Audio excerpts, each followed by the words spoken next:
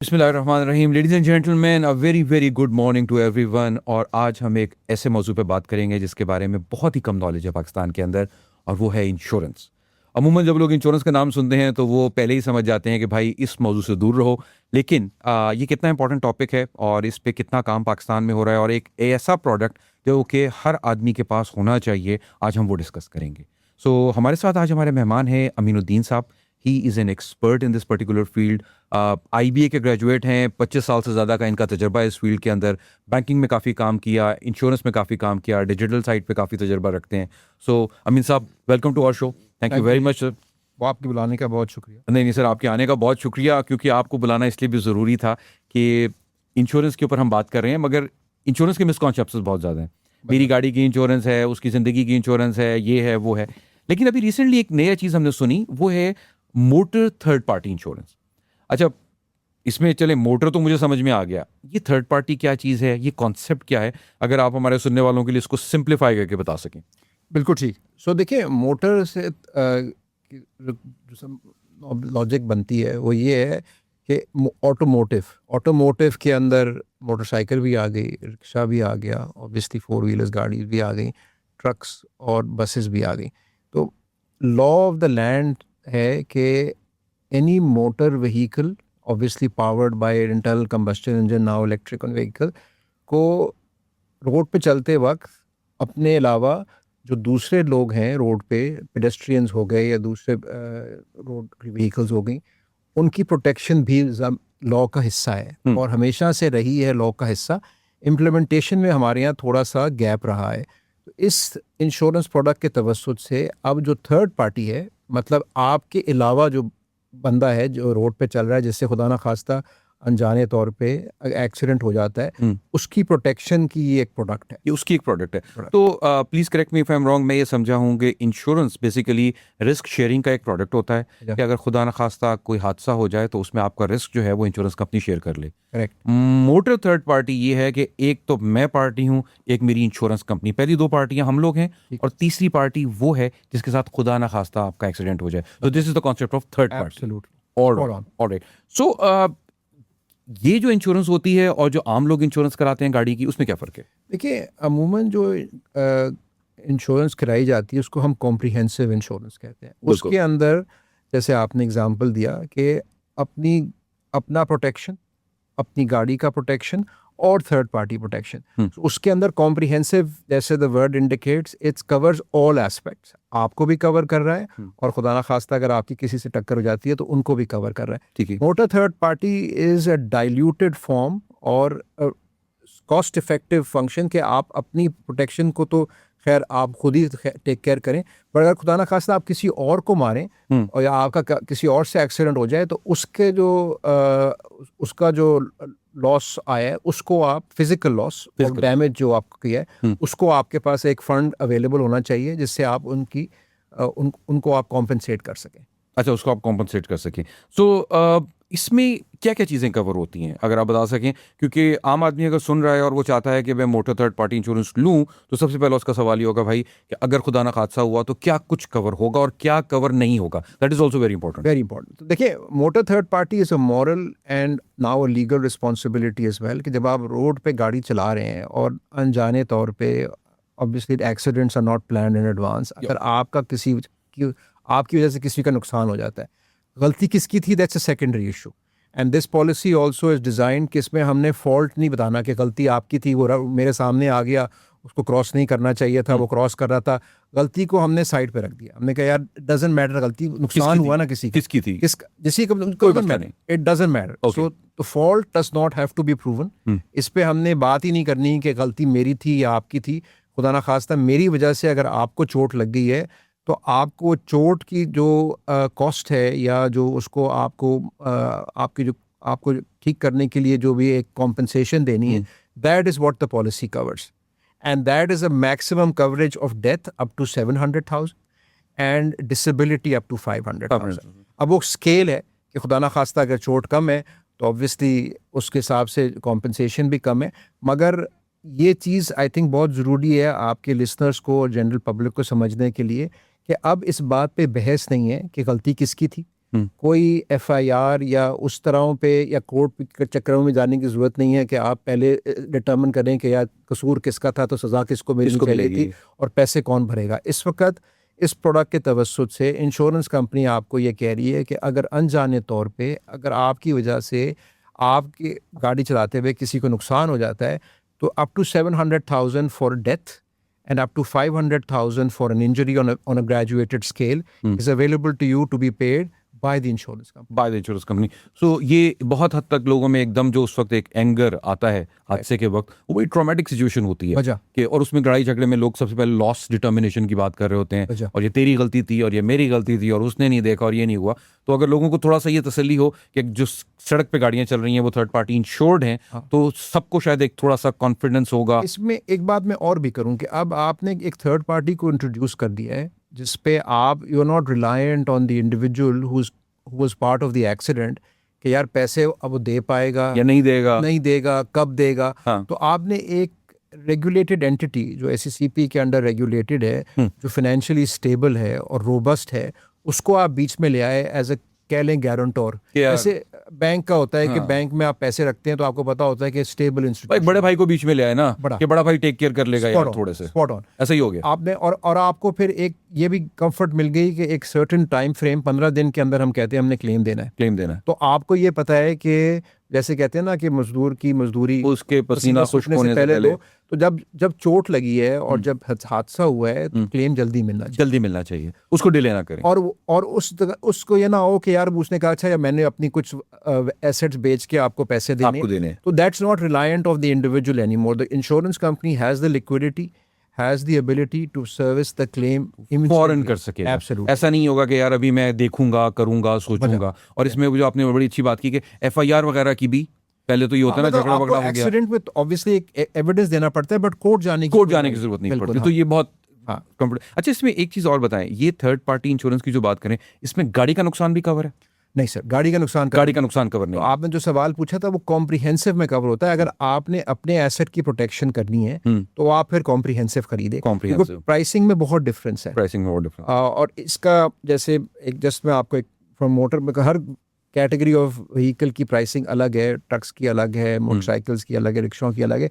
गाड़ी के लिए तकरीबन 2-2.5 हज़ार रुपए का जो एक जनरल अमाउंट है वो हमने स्टैंडर्डाइज करके हर कवरेज के हिसाब से हर कैटेगरी को। तो इसमें वो ऐड किया जा सकता है, क्लब हो सकता है सर, उस पे ये आप टॉप अप कर सकते हैं। हाँ, अच्छा, हाँ, but then the pricing and the contribution change, because हो सकता है कि आपकी गाड़ी 50 लाख की हो सकता है आपकी गाड़ी 2 करोड़ रुपए की हो। उसकी प्राइसिंग मुख्तलिफ होती है। बट इसके अंदर बिकॉज ये हमने कहा है कि 7 लाख रुपए डेथ और 5 लाख रुपए injury on a graduated scale fix कर दिया है। उसके लिए हमने प्राइसिंग भी फिक्स कर दी है। थर्ड पार्टी की प्राइसिंग फिक्स्ड है। उस पर अगर आपने कॉम्प्रिहेंसिव लेनी है, अगेन एज आई सेड कि अगर आपकी 50 लाख रुपए की गाड़ी है तो उसकी प्राइस कुछ और होगी।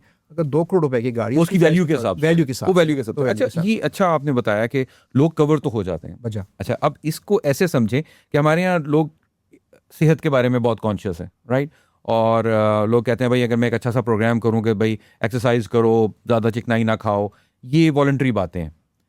क्या ये वॉलंटरी है या पाकिस्तान में मैंडेटरी है ये करवाना? अगरचे इसके फायदे बहुत ज़्यादा हैं, लोग कन्विंस भी होंगे, but is it mandatory? Sir देखें, as per the law of the land, any person driving motor vehicle on the road अपना प्रोटेक्शन तो करे ना करे, third party protection is required by law. अच्छा, ये across Pakistan? Across Pakistan. Okay, this is part of the motor vehicle act and has been there since many years. अच्छा, this is an information for me कि ये एक mandatory चीज़ है कि हर आदमी के पास गाड़ी की, मोटरसाइकिल की इंश्योरेंस होनी चाहिए। हमारे यहाँ अनफॉर्चुनेटली जो था वो इम्प्लीमेंटेशन का फुकतान रहा है। जैसे आपको शायद पता हो कि जो बंदा गाड़ी चला रहा है उसको लाइसेंस भी होना चाहिए। बट अमूमन हमने देखा है कि इन एक्चुअलिटी रिक्वायरमेंट और रियलिटी में थोड़ा सा फर्क होता है। हम शायद कॉम्प्रिहेंड नहीं कर पाते या हम शायद उस एलिमेंट को इम्प्लीमेंट नहीं कर पाते। तो रिक्वायरमेंट तो ये है कि अगर आप गाड़ी चला रहे हैं, चाहे आप, कानून तो ये कहता है, अब लोग रखते हैं या नहीं रखते ये एक, अच्छा इसमें कभी हमने चालान होते नहीं देखा ना। यही बात है। आई थिंक इम्प्लीमेंटेशन का एक जो शिक है वो ये है कि अगर आपको एक कॉन्सिक्वेंस पता हो, जैसे अब हो सकता है बाकी शहरों में भी हो रहा हो, कराची में भी, अब वो अगर आपने सीट बेल्ट नहीं पहनी हुई तो उस पर चलान हो रहा है। जैसे मोटरवे वो कॉमन है, इस्लामाबाद टू लाहौर अगर आप ट्रेवल करें, अगर आपका मोटरवे नहीं है या आप स्मोक कर रहे हैं तो वो आपको फौरन उसी वक्त जो है वो क्योंकि आपको पता चल गया है कि इसके कॉन्सिक्वेंसेज हैं, तो देन आप उसके लिए पहले से प्रिपेयर कर लेते हैं. This law has always been there and is across Pakistan, but unfortunately for variety of reasons it's not been implemented. But this is a first step. वहाँ एक प्रोविंस ने इसको मैंडेटरी इस तरह कर दिया है कि उन्होंने गाड़ी की रजिस्ट्रेशन, गाड़ी के ट्रांसफ़र और सालाना मोटर व्हीकल टैक्स वो आप प्रोसेस कर ही नहीं सकते जब तक आपके पास ये इंश्योरेंस ना हो. Okay, so now it's part and parcel of your package process. अगर आपने गाड़ी की रजिस्ट्रेशन करानी है नई गाड़ी की, तो या आपने गाड़ी पुरानी खरीदी और उसको आपने ट्रांसफ़र कराना है, जब तक आप उस प्रोसेस में ये दिखाएंगे नहीं कि ये आपके पास मोटर व्हीकल थर्ड पार्टी की इंश्योरेंस है, वो प्रोसेस आगे चलता ही नहीं है. अच्छा, ये चीज़ बताइएगा क्योंकि फ़ौरन हमारे यहाँ सुनने वालों के जहन में ये जाता है, ये देखें ना, अपने पैसे बनाने के लिए उन्होंने उसमें डाल दिया है. क्या ये वर्ल्ड वाइड प्रैक्टिस होती है या हमने कोई यूनिक मॉडल लिया है इसको इम्प्लीमेंट कराने का? सर वर्ल्ड वाइड तो एक्चुअली हर जगह इम्प्लीमेंटेड है. लॉ तो हर जगह का है, because motor vehicle is something that you can hurt other people with. नहीं, ये प्रैक्टिस जो हमने अडॉप्ट की है, जिस हमने सिंध का जिक्र किया कि इसको ट्रांसफर, नई परचेज और मोटर व्हीकल टैक्स में ये उसका पार्ट एंड पार्सल बन गया. अब उसका प्रीरेक्विजिट बन गया इसका. तो ये जो मॉडल हमने अडॉप्ट किया है इस प्रोडक्ट को इम्प्लीमेंट करवाने के लिए, ये हमारा कोई यूनिक आइडिया है या दुनिया में ऐसी प्रैक्टिसेस में मौजूद हैं? दुनिया में तो इससे ज़्यादा सख्ती होती है. हाँ, जैसे फॉर एग्जांपल अगर आप सऊदी अरेबिया में जाएं या आप यूएई में जाएं, तो ये आप सोच भी नहीं सकते कि आप रोड पे गाड़ी लाएंगे जब तक आपके पास कंप्लायंस नहीं. आपने थोड़ी देर पहले जो बात की, वहाँ आई थिंक हम कंप्लायंस पर्सपेक्टिव से जो चेक एंड बैलेंसेस हैं वो थोड़े ज़्यादा स्ट्रॉन्ग है. हम भी बेहतर कर रहे हैं. मैं समझ गया. But it's a universal law. It's a universal law. आपने सोचने की बात की, तो जितनी सोचने की आज़ादी पाकिस्तान में है ना, हम हर चीज़ सोच सकते हैं. जैसे क्या नहीं करना ये भी सोच सकते हैं, और जब करने की बारी आती है तो थोड़े से हम पीछे हट जाते हैं. अच्छा सर, मैं कन्विंस हूँ और मेरे ख्याल से हमारे सुनने वाले भी कन्विंस्ड हैं कि ये इंपॉर्टेंट है और ये हमें अडॉप्ट भी करना चाहिए. इसमें सबका ही फायदा है इसके अंदर. ये बाइंग वॉक थ्रू करा दें. एक आदमी जो कि एक कार ओनर है और वो MTPI लेना चाहता है, सो आज उसके जहन में ख्याल आया, कहाँ से स्टार्ट करे और कैसे एक्वायर करे? सर देखिए, इस दफ़ा हमने ये किया स्टेप बाय स्टेप, ताकि ABC हो जाए हमारी. इस दफ़ा हमने ये किया कि हमने कहा कि पूरी इंडस्ट्री को एक प्लेटफॉर्म पे लेके आते हैं. ठीक है. और एंड यूज़र के लिए सहूलत देते हैं ताकि उसको दर दर की टक्करें ना खानी पड़े. बेहतरीन. ऑल्दो ये कैपेबिलिटी हर इंश्योरेंस कंपनी के पास है, और क्योंकि ये पाकिस्तान में हर जगह हो सकता है कि बिसाइड सिंध भी दूसरे प्रोविंसेस में भी इसकी ज़रूरत तो है, मगर हमने सिंध कुछ से स्टार्ट किया और हमने एक मुंजमद होके साथ पे आके एक पोर्टल बना दिया है मोटर थर्ड पार्टी का, और हमने एक एंटिटी को एंगेज किया है जो इसमें आपको जब आप जाते हैं ऑनलाइन या to any office of the Sindh excise transport authority, उस प्रोसेस में वो आपको ऑन द स्पॉट ही मिल जाती है. इसकी ऐप भी बनाई हुई है आप लोगों ने? इसकी वो पोर्टल है और ऐप भी है. ऐप भी है. हाँ. तो मुझे अगर ये बता दें कि अगर मैंने स्टार्ट करनी हो तो what should I do? I just go to MTPI portal. MTPI portal. हाँ. इसका अगर आप हमें motor third party insurance.com. Correct, यही पोर्टल है. ये पोर्टल है इसका. और वहाँ आप जाएं, वो आपसे एक सवाल पूछेंगे कि अच्छा, अब इसमें ये भी हो गया है कि क्योंकि आहिस्ता आहिस्ता बंदिशें आ रही हैं कि गाड़ी की रजिस्ट्रेशन अब आपके CNIC से और बाकी टैक्स के साथ भी वाबस्तगी हो गई है. तो गाड़ी की basic information, chassis number, engine number और उसकी जो रजिस्ट्रेशन नंबर, अगर नई गाड़ी है तो ऑब्वियसली रजिस्ट्रेशन नंबर नहीं होता, और आपकी CNIC, इनसे लिंक होके आप वो पोर्टल में इंफॉर्मेशन डालते हैं. ठीक है. वो उसी वक्त आपसे पेमेंट लेता है और डिजिटली विदाउट एनी इंटरेक्शन आपको पॉलिसी मिल जाती है और सिस्टम में ग्रीन चेक हो जाता है कि यार इनको अब आप बाकी प्रोसेस. सिस्टम मुझे ग्रीन चेक देगा. मुझे अमीन साहब को पूछने की जरूरत नहीं है. ये मैं इसलिए जिक्र कर रहा हूँ क्योंकि हमारे यहाँ जैसे किसी ऑफिस में कोई मसला आता है, सबसे पहले कहते हैं यार कुछ जानने वाला है उधर, हम ढूंढने की कोशिश करते हैं. तो MTPI.com लॉग इन करें. उसके अलावा भी, क्योंकि ये हमने 26 कंपनीज का एक कलेक्टिव इनिशिएटिव था rather than 26 companies individually trying, हमने हर सिंध के एक्साइज में भी एक कियोस्क बनवा दिया. ओके. जहाँ एक रिसोर्स बैठी है, जो हो सकता है जो लोग कंफर्टेबल ना हो खुद जाके या डिजिटली सेवी ना हो, उनके लिए एक फैसिलिटेशन डेस्क है. वो जाएं. जैसे अगर आप नादरा के दफ्तर जाते हैं तो प्रोसेस फॉलो करना पड़ता है आपको. एक जगह जाके आप बायोमेट्रिक कराते हैं, एक जगह जाके आप तस्वीर खिंचवाते हैं.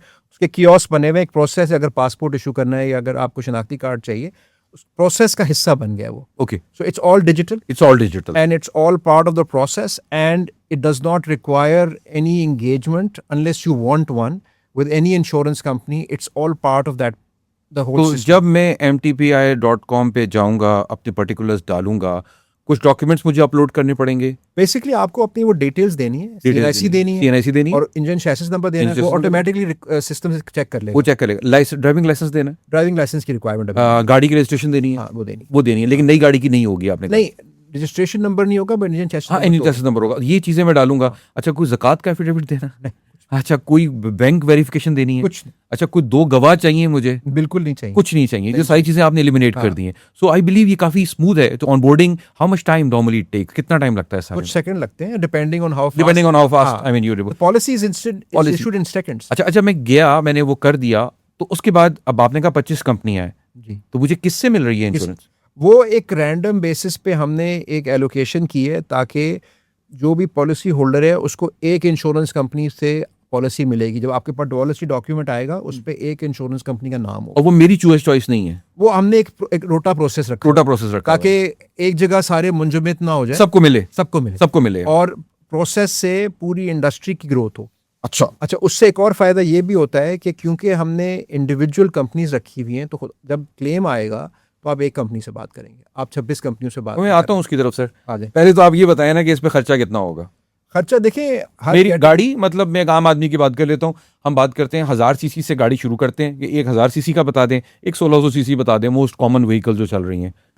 सर देखिए, अगेन इस पे कैटेगरीज बनाई गई हैं. मोटरसाइकिल से शुरू होता है. अच्छा, मोटरसाइकिल, हाँ, इंपॉर्टेंट. मोटरसाइकिल भी है, और दोनों उसमें रिक्शे भी हैं.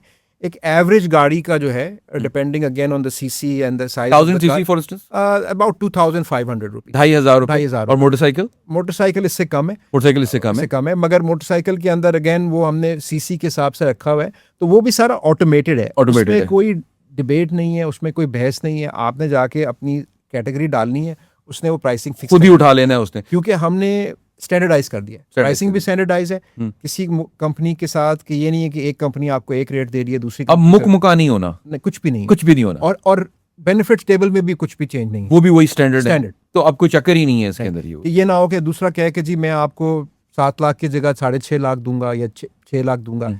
Everything is standard. आप लोग कोई कैशबैक तो नहीं देते? कुछ भी कैशबैक नहीं. अच्छा, हाँ. ये सारी में वो ऑफर्स हैं जो कि मार्केट में चल रही होती थी ना, मतलब मुख्तलिफ प्रोडक्ट्स के अंदर ये. अच्छा, ये तो हो गया, और मैं I am good to go, और अब मैं एक MTPI होल्डर हूँ. और मुझे कार्ड मिल जाएगा, क्या मिलेगा? आपको पॉलिसी मिलती है, पॉलिसी मिलेगी, जिसके अंदर उसमें ऑब्वियसली इंश्योरेंस कंपनी का नाम है और पॉलिसी की डिटेल्स है कि इन केस खुदा ना खास्ता अगर एक्सीडेंट हो जाता है, तो आपने 2 ऑप्शंस हैं आपके पास. अगेन थ्रू MTPI के कॉल सेंटर के थ्रू भी कॉल करके क्लेम लॉन्च कर सकते हैं, या डायरेक्ट इंश्योरेंस कंपनी को लॉन्च कर सकते हैं. अगेन आइडिया ये है कि जल्दी क्लेम मिले और लोगों को रिलीफ मिलेगी.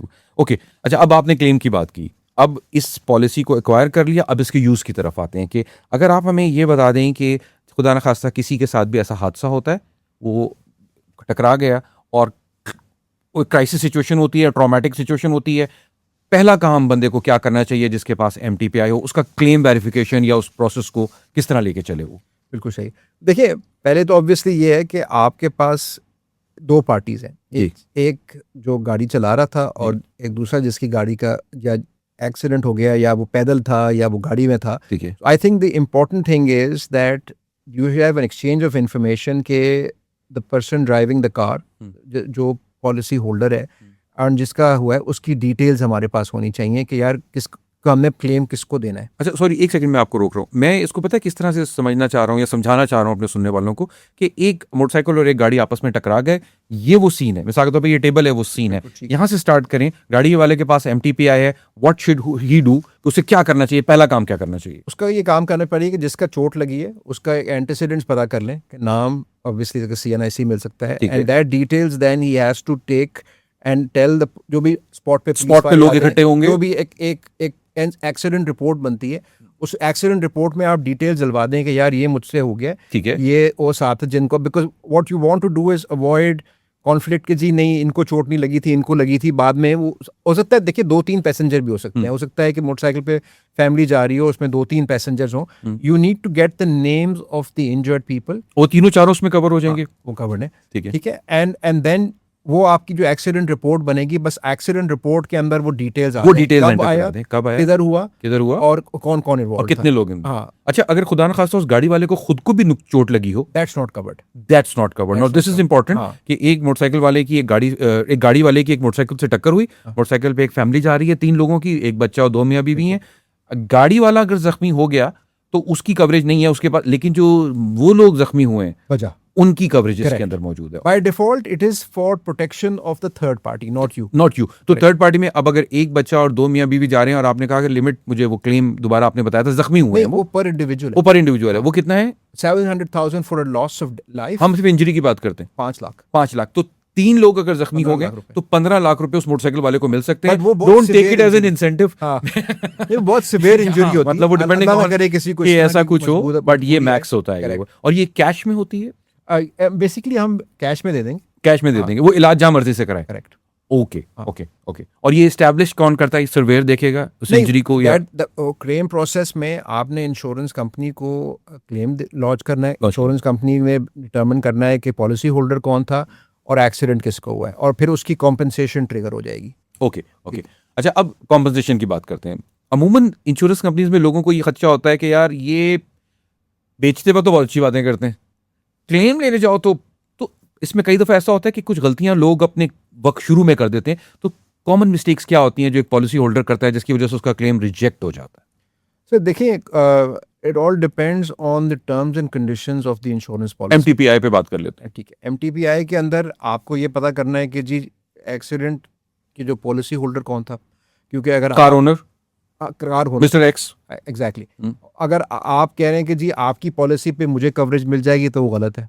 ठीक है ना। फर्ज करें आपने पॉलिसी ली हुई और मैंने नहीं ली हुई, और आप कहें कि यार तुमसे एक्सीडेंट हो गया तो मेरी पॉलिसी इस्तेमाल कर लो, that is not possible, right. तो आइडिया ये है कि पोर्टेबल नहीं है। पोर्टेबल नहीं, ठीक है, it is specific to the vehicle and the individual and the owner of that vehicle. Owner of that. हाँ, मतलब ये है कि देखिए इसमें एक और सीन बनता है, वो ये है कि गाड़ी की पे हम वो अटैच कर रहे हैं, हम इंडिविजुअल पे अटैच नहीं कर रहे हैं। इसमें थोड़ा फर्क, क्योंकि एक आदमी ने ड्राइवर रखा हुआ है ना। Correct. अब ड्राइवर ने ड्राइवर से हो गया तो it's still covered, still covered, but the vehicle has to be identified and the person driving the vehicle has to be identified, ताकि पता चले ना कि कब हुआ, किस वक्त हुआ और किससे हुआ। तो ये इंपॉर्टेंट है कि ये गाड़ी नहीं है, सॉरी बंदा नहीं है, गाड़ी की बात हो रही है। Correct, because Okay, it's attached to the vehicle ना। आपका इंजन चेसिस नंबर नहीं ले रहे, हाँ, गाड़ी का ले रहे का ले रहे। तो it's attached to the car. Next step eventually होना ये चाहिए कि should be attached to the individual, but वो आई थिंक स्टेप थोड़ा सा अगला हो जाएगा, अभी गाड़ी तक ही रुकते हैं। अभी तक गाड़ी तो गलतियां लोग क्या करते हैं जिसकी वजह से क्लेम रिजेक्ट होता है? इन्फॉर्मेशन नहीं मिलती पूरी, इन्फॉर्मेशन पूरी नहीं मिलती। और लेकिन आपने जब उसकी इंश्योरेंस, सॉरी आपकी जब उसकी आपने रजिस्ट्रेशन की थी, उसको इंश्योरेंस दी थी, तो आपने सारी इन्फॉर्मेशन ले तो नहीं आप थी? एक्सीडेंट पे अमूमन उस वक्त इमोशंस हाई होते हैं, उस वक्त इन्फॉर्मेशन शायद लोग सोच नहीं पाते। थोड़ा सा ठंडा होके ये देखना होता है कि आप कम से कम उनकी डिटेल्स तो ले लेना। उस वक्त हो सकता है लोग किसी ने आपका गरिबान पकड़ा हो और कुछ और वो उस वक्त एक हाइपर सिचुएशन क्रिएट हुई भी होती है। तो आपको एक इंडिपेंडेंट रिपोर्ट चाहिए जिसकी वजह से एक्सीडेंट का टाइम, एक्सीडेंट का मौका, किधर हुआ था, ये नॉर्मली पुलिस बना रिपोर्ट होती है, पुलिस रिपोर्ट हो जाती है अमूमन। तो वो चीज़ें आपको इन्फॉर्मेशन चाहिए, ताकि फॉर इंश्योरेंस कंपनी तो वहाँ नहीं है ना, नहीं है ना, ऑन द सीन नहीं है उस वक्त तो जो हो रहा है वो हो रहा है। आप उस वक्त एनी शायद बहुत सारे लोग जमा हो जाते हैं, बट वो बाद में बिल्कुल वेरीफाई नहीं कर सकते ना। तो आपको इन्फॉर्मेशन चाहिए to prove that an accident happened by this vehicle to these people who are independently identifiable, कि जी वो 3 लोग थे, उनको चोट लग गई, कौन लोग थे, अब उनको कहाँ ढूंढेंगे हम। तो द इम्पोर्टेंट, आपके सवाल का जवाब ये है कि you need to be able to identify the incident, the time of the event, the location of the event and the people involved. ये रिपोर्ट कौन बनाएगा? ये अमूमन पुलिस वाले बनाते हैं। पुलिस वाले बनाते हैं। एक आपको थर्ड पार्टी चाहिए जिसके अंदर इम्पार्शियलिटी हो, इम्पार्शियलिटी, जो कह सके कि हाँ वाकई में एक्सीडेंट हुआ था और इसमें ये लोग तो इन्वॉल्व। खुदा ना खास्ता किसी मिस्टर एक्स की गाड़ी से किसी का एक्सीडेंट होता है तो सबसे पहले अगर पुलिस केस में आता है, सबसे पहले इस इन्फॉर्मेशन को गैदर करें और ताकि वो आपको क्लेम दिलवाने में आपकी हेल्प कर सके। ओके, अब हम क्लोज की तरफ आ रहे हैं। क्या ये मोटरसाइकिल और रिक्शा ये भी इसमें आप लोग कवर करते हैं? सर देखिए, टेक्निकली तो the law of the land says any motor vehicle, any motor vehicles, motorcycles are part of the motor vehicle category, so are rickshaws, so are chingchis. Implementation phase के अंदर हमने पहले phase पे motorcycles को include नहीं किया है, नहीं किया, अभी नहीं हुआ अभी वो। नहीं आया। अब मतलब इंक्लूड इन द सेंस के लॉ ऑफ द लैंड को तो रिक्वायरमेंट है, बट हमने जो प्रोसेस डाला था जहाँ ये प्री रेक्विजिट्स था उसमें मोटरसाइकिल्स एक्सक्लूडेड है, Included। क्योंकि हम चाह रहे थे कि पहले जो एक बड़ा चंक है मोटर व्हीकल्स का, जो इसमें गाड़ियाँ आती हैं, बसेस आते हैं, ट्रक्स आते हैं, उनको पहले कवर उनको कर लें। पहले कवर करें। मोटरसाइकिल वालों में एटलीस्ट सिंध के प्रोविंस में एक ये था कि वहाँ लाइफ टाइम रजिस्ट्रेशन होती है, अच्छा, तो वो बंदा बार बार नहीं नहीं आता। आता। और अमूमन हमने ये भी देखा है कि मोटरसाइकिल्स के अंदर ट्रांसफर ऑफ ओनरशिप ऑल्सो लोग ऐसे चला रहे होते हैं गाड़ियाँ उस पर, क्योंकि अभी तक टोकन वोकन तो जमा कराते होंगे ना, एक्साइज को टोकन जो जमा कराने उनकी होते हैं लाइफ टाइम होती है। उनका एक ही दफा में हो गया। हाँ, और लाइसेंस का रिन्यूअल शायद लाजमी बात है, वो अलग वो अलग डिपार्टमेंट है। डिपार्टमेंट है, तो उसका लाइसेंस का तो क्योंकि मोटर व्हीकल से ताल्लुक नहीं होता, एक लाइसेंस पे आप कोई भी गाड़ी चला सकते वो हैं। लाइट व्हीकल आपने लिया हुआ है तो वो आप कर तो सकते हैं। अभी तो हमने ये किया है कि इस प्रोडक्ट को वैलिडेट करने के लिए और स्टार्ट करने के लिए we have excluded motorcycles, but you can buy a policy, can buy a policy. Can. और अगर आप में शऊर है और आप समझते हैं कि ये आपके प्रोटेक्शन के लिए जो कुछ 100 रुपए आपने देने हैं, 1000 आपने बताया था मोटरसाइकिल, तो नहीं, मोटरसाइकिल का तो कम है, उससे भी मोटरसाइकिल कम का है। 500-600 तो रुपए। अगर मिसाल के तौर पे 600 रुपए, let me break it down for the motorcyclist जो कि सुन रहे हैं, 600 रुपए आप देते हैं, मैं 1 मिनट के लिए 1200 कर लेता हूँ, ठीक, 1 मिनट के लिए 1200 कर लेता हूँ, और ये 1 साल की होगी, एक साल की। तो 100 रुपए महीना हो गया। हाँ, 100 रुपए महीने को अगर आप 30 पे तकसीम कर दें तो 3 रुपए पर डे, ऐसा ही है और 3 रुपए पर डे में तो टॉफी भी नहीं आती। वजह। सो अगर 3 रुपए पर डे के ऊपर एक मोटरसाइकिल सवार अपने आप को थर्ड पार्टी को इंश्योर करा सकता है, तो एक peace of mind, claim, damages उनमें से बहुत हद तक दे सकता है। तो एंड आप ये भी देखें ना कि टिपिकली जो मोटरसाइकिल सवार है वो एक सर्टेन फाइनेंशियल तबके से बिलोंग करता जी है, हाँ, ठीक है ना, जिसके पास अमूमन ये वसाइल नहीं होते कि अगर खुदा ना खास्ता एक्सीडेंट हो जाए तो दूसरे की इलाज के पैसे वो कहाँ से देगा। कहाँ से देगा, हकीकत है ये।